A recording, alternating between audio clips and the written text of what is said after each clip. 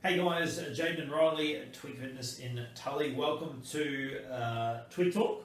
Yeah. Great to have you with us once again, episode 13. We're super stoked. We have 15 subscribers now to Twig Talk. We're cooking. So if you're watching this and you're not already subscribing, please do. We get a real kick out of every subscriber that we get. So if you'd like and enjoy the content that we're putting out, then please do subscribe. We'd love to see those numbers rise. 20 is our next milestone. Yeah. Look, today what we wanted to do is talk about results and sort of dig into the idea and what it actually means to get a result and what's required to do so. I think everyone that we see come into the gym or look at personal training, nutritional coaching, or enter into our challenges looking for a result in some way, shape or form. Yep. So we thought we'd spend a little bit of time today digging into that, what exactly that means, and sort of unpack it a little bit. So I think a lot of the ideas around our results are formed in a number of different ways, but I think advertising and social media play a big role in that.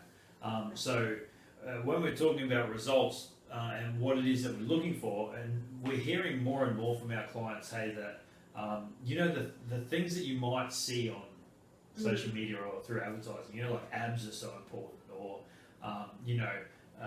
defined arms are so important, or a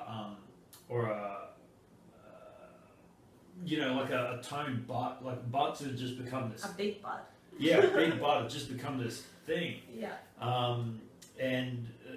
So that's whatever. But we wanted to sort of talk to that, I think, a little bit today.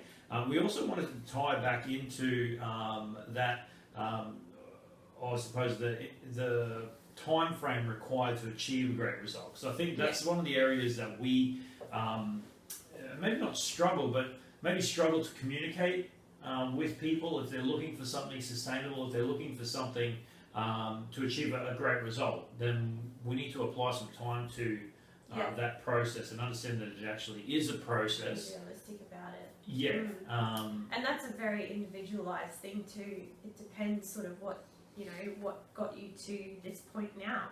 Yep. That's definitely something that you can't just put a one-size-fits-all approach to. Yeah.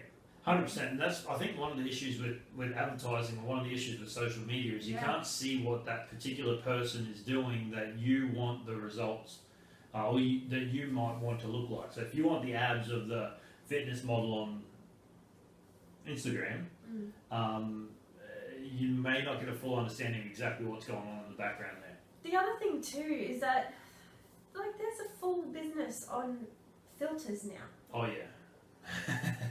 People make money from making filters. Yep. So, friggin' hell, a filter does wonders to everyone. Yeah, that's true. Holy, I'm not gonna lie, these friggin' ring lights that we're sitting in front of right now, I can tell you, my eyes don't look like this in real life.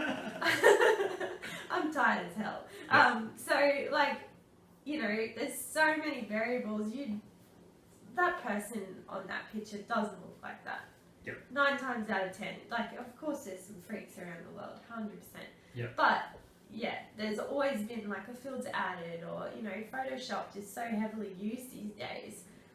It's just something that's just not realistic to compare yourself to. Yeah. So, Yeah, that's, I think, so that's important to understand. So where your idea of health and fitness is coming from, where your idea of your goal or what it is that you're trying to achieve is coming from, that's important to sort of understand and look into initially, and just get a true understanding of what might be accurate for you. But I think we'll touch on that in a little bit. First of all, what I wanted to talk about is everyone is capable of getting a good result? Oh, yeah. And good results come in many different forms. Yeah. So 100%. Yeah. So I think in terms of many different forms, we need to be really clear on what the goal is first up, hey? Because if you're judging, so this is where one of the things that we've tried to coach around for years and years and years is not using the scales as the only form or only indication that you've achieved a good result. And by the time I finish drinking this missile of a water bottle, I'm 2 kilos heavier. And if my understanding of success is tied to what I weigh on the scales, I finish a bottle of water and all of a sudden I've put on fat and I'm failing at my health and fitness regime. And really, it's water that I've consumed, which has increased my weight by 2 kilos. Yeah, and it's just such a mind fuck. Sorry for the language, but like it is proper. Yeah, and we see it on a daily basis. Hey. Oh yeah, like you know, I had a client today. They've gone and bought all new clothes because their clothes don't fit them. Yep. But sorry guys. The scales have not budged. Yep. You know, that's a kitchen scale, a bathroom scale, not like a proper. But yeah, the scales have not budged yet. They've had to go and buy all new clothes because their clothes don't fit. So, you know, there's a lot going on there that can, you know, you can get really disheartened for no reason. Yeah, 100%. So it requires some coaching and some understanding around what is important to you and what factors you're going to use to determine what is a good result. Like one of the things that we try and look at with our clients is just something like sleep quality. You know, going from not sleeping through the night to sleeping through the night, or being someone that is really wired and takes hours to go to sleep, that then goes to sleep, you know, straight away. Easily, yeah. These things are quality of life indicators that we consider a significant part of improving health and well-being. And if you don't consider that, they eventually lead to a change in body composition. Well, it goes hand in hand. How your body can't be in a state where it's not functioning optimally, and you decide just to lose weight like that. Yeah.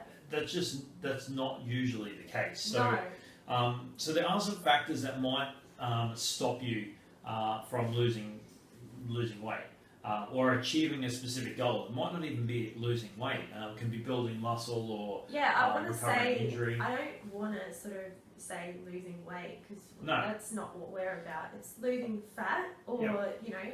Achieving a goal. Building muscle. Achieving any type of goal. We need to be clear on achieving a goal rather than fat loss or muscle gain or sports-specific performance, whatever it is. And I think before we go any further too, once you sort of embark on a wellness journey, whether it be health, fitness, all of the above, whatever, you don't stop. You don't stop. You know, achieving results, so to speak. So, you know, there's always something that you will be achieving, like on that journey all the time. So whether you want to set goals, or whether you want to just sort of go along for the ride and see how your body adapts and then go from there, you're always achieving something when you embark on something like this. I think it's important, and that comes from the understanding that there's a process behind what it is that you're doing. Exactly. And at any point, like once, because you know you're sitting here and you want to achieve that over there, I don't think until you're on that journey and making changes and doing what you need to do and to make yourself better and make your life better, you know, there could be so many little curveballs along the way that you need to sort of sort out in order for you to get to the next step. But you can't see them from here yet, so you sort of need to get going and then sort of discover, you know, this is the beauty of it, like you discover so much about yourself. And from there you learn on what your body likes and you can sort of, you know, progress from there. I'm not very good at explaining these things. But I think that's, you know, we're not all about achieving, you know, body composition results, and like any type of result is a result. So, but yeah, you sort of have to get on your way.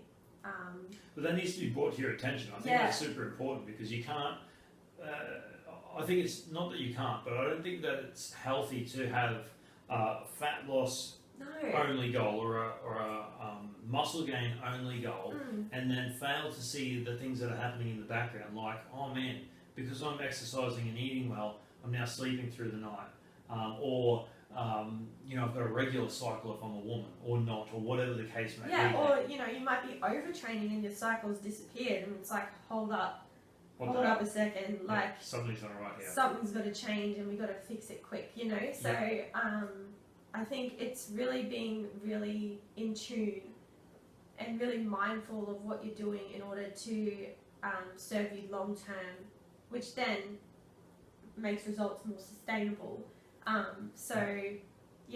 Cool. So you don't want something that's, quick fix. Nothing like that ever works. So it's not something that we've ever recommended, nor do we. But I wanted to say that 99.9% of people are capable of a really great result. There are some factors that may inhibit that a little bit. So that's medical conditions. That's hormonal imbalances.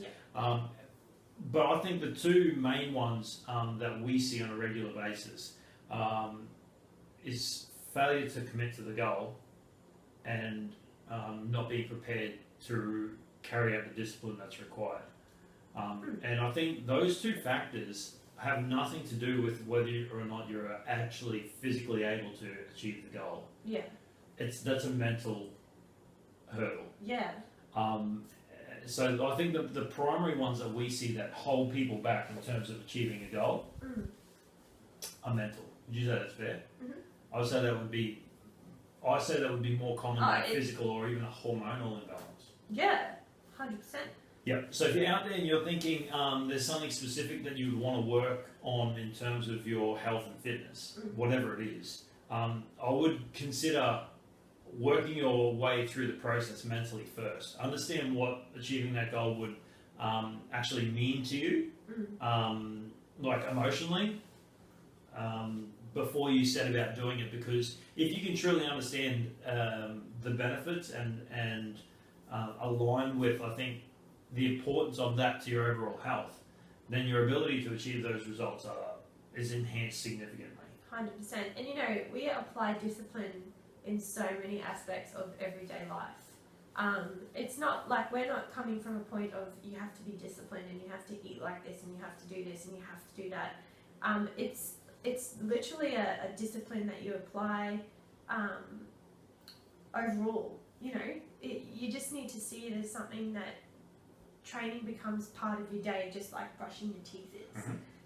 Eating well, just the way you would normally make your coffee of a morning and get in, like you're already in that habit. Eating well just becomes what you do. Just what you do. Not for a period of time, not for 4 weeks, not for 8 weeks, not for 12 weeks. It has to be something that you can implement forever. Yep. And you might do that really slowly. You might be one of those people that it's like, no, I'm doing it all in, Yep. But it's just something that needs to be seen as your new way of life, I guess. Yep. That's the sort of discipline that we mean. It's not like deprivation. No, it's actually the opposite. It's actually, you might be taking out a habit, but you're replacing it with something else that's going to nourish you, satisfy you even more than what you're currently doing. So, and if you don't feel that, then you need to find it. Yep. And if you are struggling to find that, you might need some help with someone to help facilitate that for you. Yep. I think if you're struggling to find the motivation for the goal is probably not a genuine goal. No. You know what I mean? Like if you're a Biggest Loser contestant, if you're 100 kilos overweight, whatever, just something that people know. If you're 100 kilos overweight, and we can get into how you determine 100 kilos overweight, which is fucking a story for a different tweak talk. But anyway, if you're morbidly obese, and your desire genuinely is not to reduce your amount of body fat, there's no way you're going to do it. It's hard to do that. You know what I mean? Yeah. Just the same as if you're, a young guy with a really slight build, who would like to improve your muscle mass. If you don't have a genuine desire to do that, then it's not going to happen. They're difficult things to do until you've acknowledged that that's a genuine thing that you'd like to do and go about making and affecting that change. they just don't happen. Yeah. Yeah. And I think it's, you know, having that overall goal or, you know, end result that you want, but you need to really be able to break that down. Yep. Into something that's really doable for you. Oh yeah, fuck, no one can. All right, I'm going to lose 100 kilos. That's the fucking worst way to do it. Hey, No. like, can we start by losing 500 grams? Can we start by losing 1 kilo and having a formulated step-by-step process and are able to do that? Hey? Yeah, even, the same goes for putting on weight. Yep. You know, putting on muscle. It's not realistic to put on 3 kilos of muscle in a week. Yep. So it's something that, and you know, that's another thing that it's very personal. It's very individualized to who you are. Yep. So, you know, for example, I was born without a thyroid. Your thyroid controls everything, especially the way that you build muscle and metabolism. So for me, it's a lot harder to build lean muscle mass as compared to someone that did have a thyroid. So there's ways that I go about that. So, you know, you could have anything going on. You can't put yourself under a big umbrella with 1,000 other people. It needs to be specific to you. Yeah. Cool. So what we just touched on is 99.9% of people can get a great result if they're prepared to do the mental work in order to understand and acknowledge what that is. Yeah. We said that there's there are some people with some genuine medical or hormonal constraints that would need to be addressed prior to them being able to get a great result. Or whilst. Exactly. Yeah. Or will adjust themselves while you're going along. Correct. Yeah. But I wanted to talk about, because social media is so strong and we see it everywhere, I wanted to talk about the idea of everyone is able to get a shredded six-pack if you're a dude, with pecs and big arms, or you know, that toned midriff and the perkiest bum and boobs if you're a girl. I wanted to sort of address that as to, is that something that everyone can do? I don't think that it is. I don't think that it's achievable for everyone. We've just got this stupid picture of what perfection is Yep. in our heads, you know? Like, I think, like, you really, it's just a mentality that has stemmed from social media. But advertising And before social advertising, media. magazines. So the reason that I say that that's not attainable for everyone is because of genetics. There's just no doubt about the fact that some people are prone to having lower amounts of body fat and higher amounts of muscle mass, or just prone to being able to build muscle mass easily. You know, like I know people that mates of or friends of mine that aren't particularly healthy, that don't particularly exercise, that don't particularly follow a specific diet, and will have a six-pack all year round.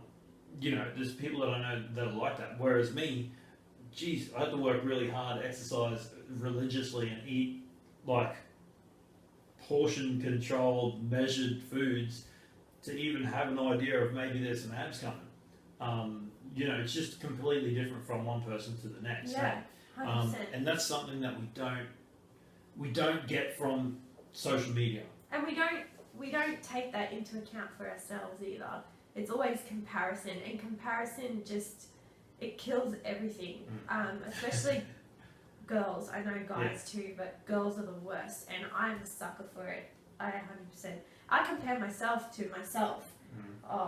You know, back at this time, or you know, whatever. But then I think back and I think, I wasn't really happy back then. Happy or, you know, like, you have to take into account every aspect of your life. Like, were you really happy when you look like that? Yep. Or were you feeling deprived? Like, what were you feeling right then? Like, how do you feel right now? And then also the physical aspects, you know, the way that you are built. You can't compare yourself, if you're a shorter build, you can't compare yourself to the Victoria's Secret model, who are like legs 11, they've got legs for days. Yeah. You know? I think also we come from a position of health and well-being. So, and that's something that we've developed over time. Yeah. Well, I know I've developed that over time. Yeah. So if you're out there watching this and not relating, I understand it, because that wasn't my, like, the aesthetic side of exercise and nutrition was something that I come up really working, because I worked in the bodybuilding space like really heavily. So health and well-being was not really a thing. It was like aesthetic training for a specific Well, that's what result. you trained for back then. You trained to look fit. Correct, and that's what gyms were. Hey, gyms had a real stigma. Correct, and still sort of do, but it's becoming more about health and well-being, and that's something that we're more interested in. So the idea of everyone has to have a six-pack and everyone has to have a butt that you could, crack an egg on, just craziness. Yeah, and I think, like how you said about genetics before, genetics play a really huge role in everything. They make you for who you are. And there's no one else out there with the same genetic build as you. Not one person, unless you're an identical twin. So, like, that's a really big concept in itself when you think about it as comparison. And I think these days, we're exposed to such a stressful, crazy life, and that stress, coming in with the busyness sort of stress, and then there's stresses like the chemical exposure that we're exposed to now, and things in our foods that were never normally there, and they mutate your genes, so they can really make your genes express in a way like that they shouldn't, and do weird shit. Exactly. So once you start to really embark on a health and wellness journey and really dialing in your nutrition and eating away for your body and your makeup and training in a way that suits your body and your makeup, your genes can actually recalibrate and do what they're supposed to do. And from there, like when you have that recalibration, obviously that changes, body composition, the way you conduct yourself mentally, physically, everything. They change everything. So that's another aspect to sort of think about too, and that's why it's so important to find something that is individualized to you, because it doesn't just sort of work on a surface level. It really is something that can go quite deep into who you are. So I think it's also important to understand that an impressive physique is not necessarily an indication of great health. No. So I think we get caught up in this, and we'd like to consider an impressive physique a side effect of good health. So if we can train in a way and eat in a way and live in a way for us to be as healthy as we can physically, mentally, spiritually, all of those things, then we like to think that the spin-off of that is to be fit and strong and healthy. Yeah. And I think also it's really important to find what fit and strong looks like for you. Yeah. Because, I thought I was fit and strong 5 years ago. But I look back now and I was freaking exhausted. I was exhausted. I was way too lean. My hormonal imbalances were through the roof. But yes, I looked really fit. I had abs. I had all that going on. But I wasn't happy and I didn't feel healthy. So, people would come up to me and say, oh yeah, you look really fit, like blah, blah, blah, blah, your goals. But I didn't really feel like that. Yeah. Whereas now, I've built some muscle mass. I carry way more fat than I ever have. And I still consider myself pretty lean. And, I'm a lot stronger mentally and physically. So, it's really finding what healthy, fit, strong looks and feels like for you.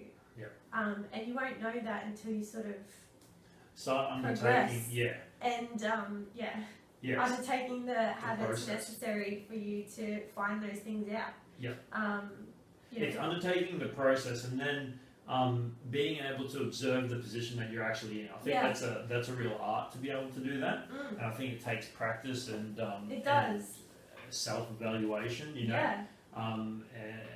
and awareness. So I think it's a real art to be able to do that. God, yeah. And sometimes we're very blind we're very, very blind towards ourselves. So sometimes it does take someone else to sort of help you through that. Because we don't see things like other people do from the outside looking in. So yeah, cool. I've had clients that can't see anything going on in the mirror. How they feel? Yeah.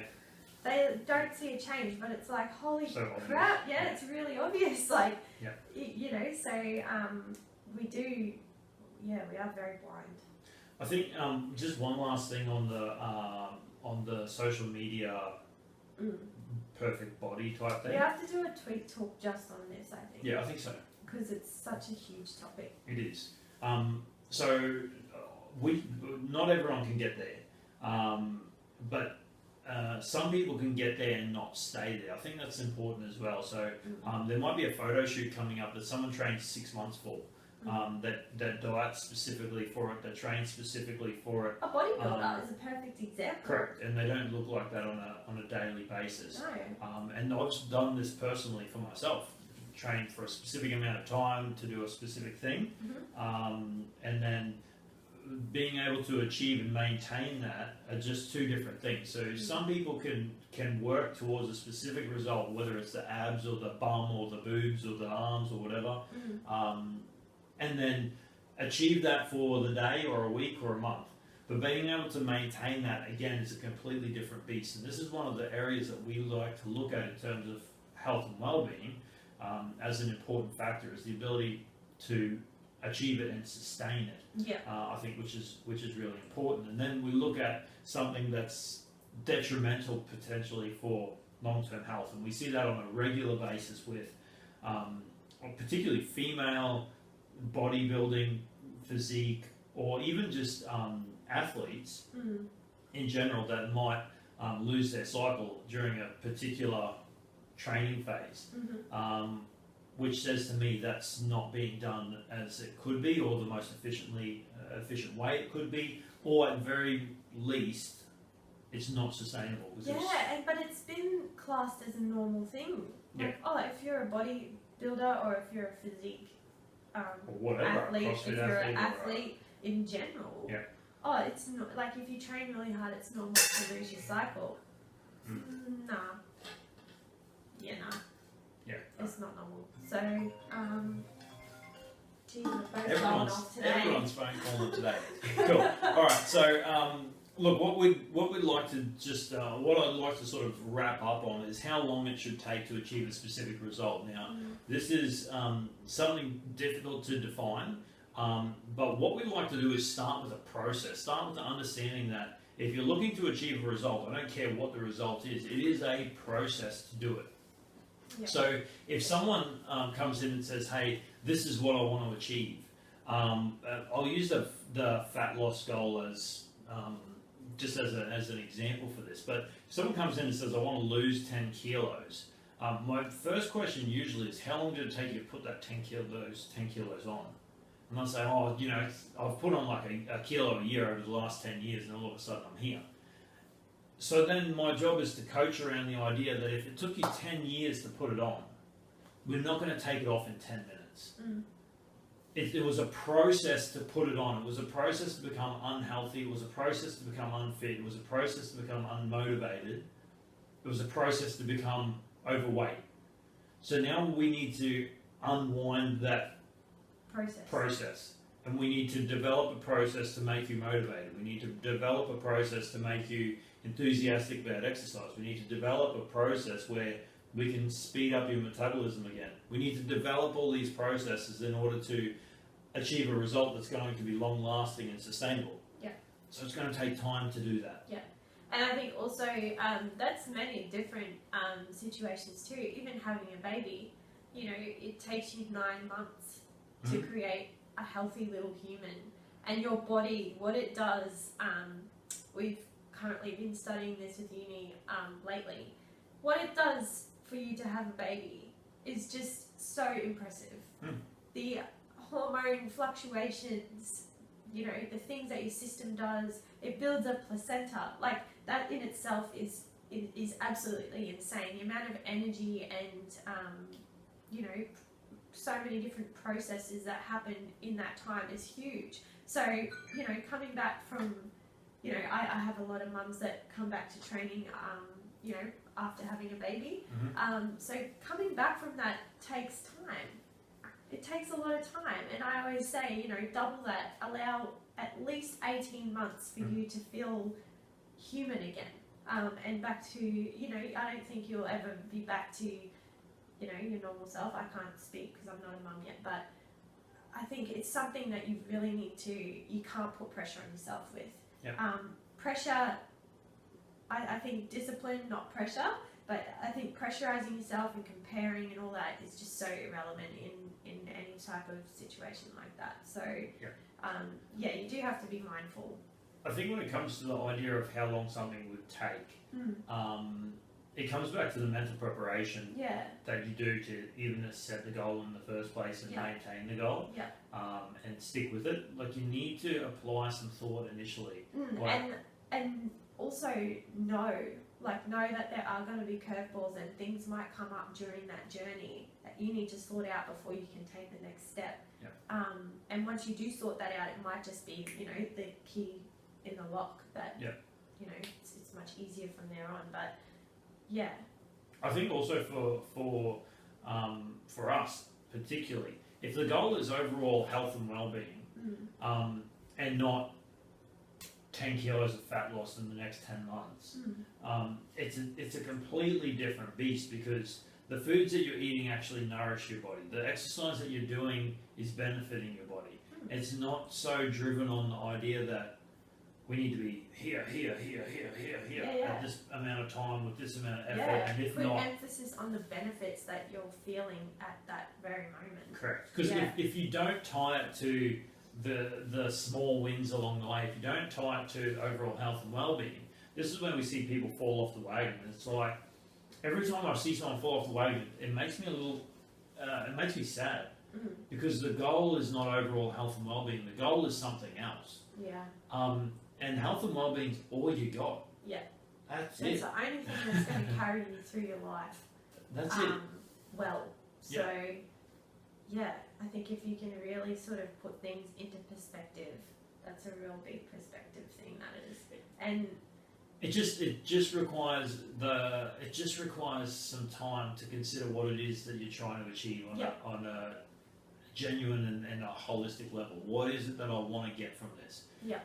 If all it is I want to fit into a bikini on Christmas Day, then it's not a bad goal, whatever. But what happens on Boxing Day? On Christmas Day and Boxing Day? Yeah, that's the thing. What happens on Boxing Day, and then what happens the day after that? And then are you ever going to wear the bikini ever again, or whatever the goal is? Just, whatever it is, are you ever going to do that ever again?